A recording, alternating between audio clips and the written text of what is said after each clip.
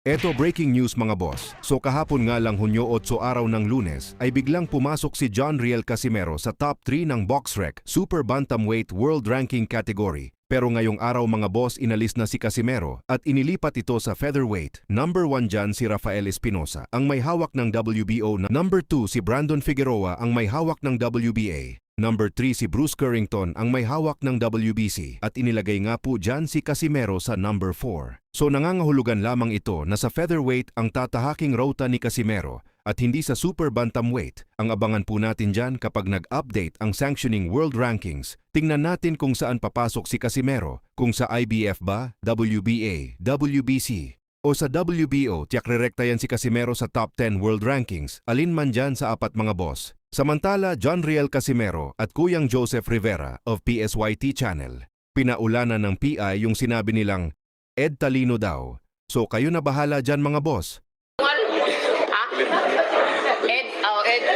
Ed Talino. Ed Talino. Tangina, Talino mo eh. Huwag nyo kaming ginagago dito, Ed Talino ah. Ikaw, bigyan kita ng 100,000. Kaya mo ba kumain? Sana? Sanchez man yan. Hindi man yan. Hindi ba yan? Ayan. Bigyan kita ng 100,000 kung kaya mo kumain ng 1 kilo. Ay, ba? Okay. Sauris mo na eh. Sorry po. Kaya na 5 kilo, Cham. Ha? 5 kilo. 5 kilo? Ikaw, kaya mo yun. Kahit malo sa amin, di kaya. Kaya nga eh. Kung hindi tanga itong tao na to eh. Kalahin mo. Ito yung masasabi ko ah. Binigyan lang siya ng hindi siya pwede mag-over. Ready? Oh, yeah. Binigyan lang siya na hindi siya mag-over ng 5 kilo.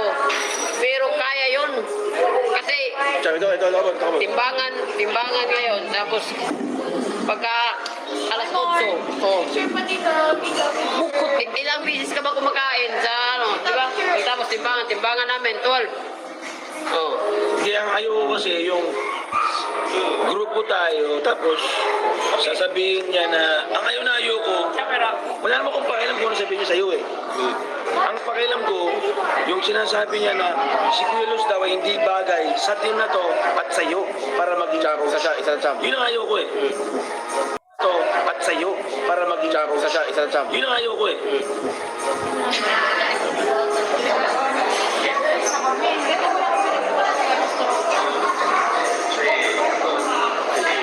Lapas ako sa... Ang nakakapangit yung mga pinagsasabi nila kasi walang nonsense natin.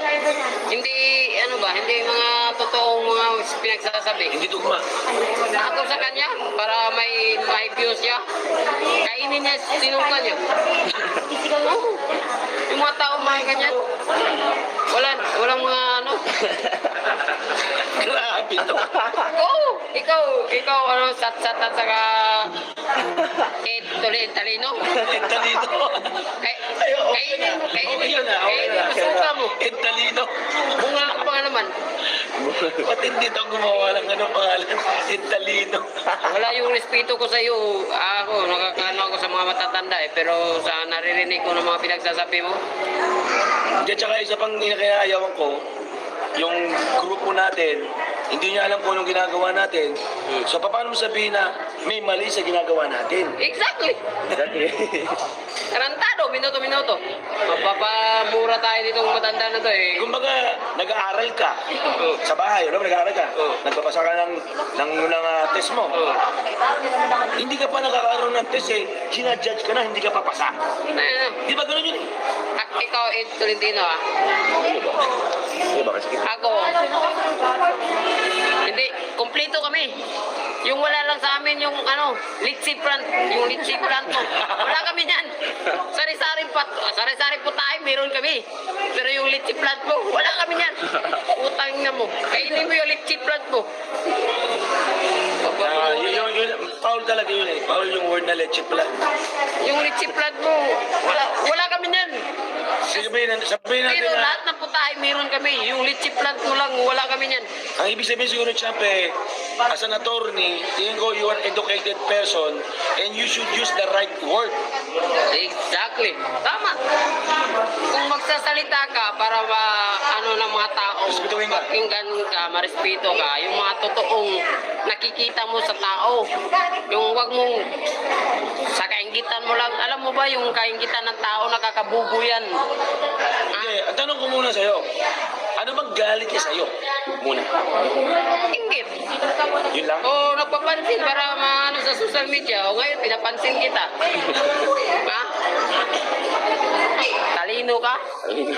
Wala kang ano. Lahat ng mga sinasabi mo, wala. Ilang bisis ka na nagagamali. Pero kami, isang bisis lang kami natalo. Ha? Tandaan mo yan. Pero nakina yung kaaway niyo dyan. Ito, yung matanda. Ed Talino. Ed Yung Talino. matanda ba na bungal? Si Ed Talino nga. Yung attorney na manguhula. Oo. Sabi ko nga, para may views ka, kainin niya, sinuka niya. Manguhula na lang siya. Punta siya sa ring. Sakit mo. Matindi pangalan niya.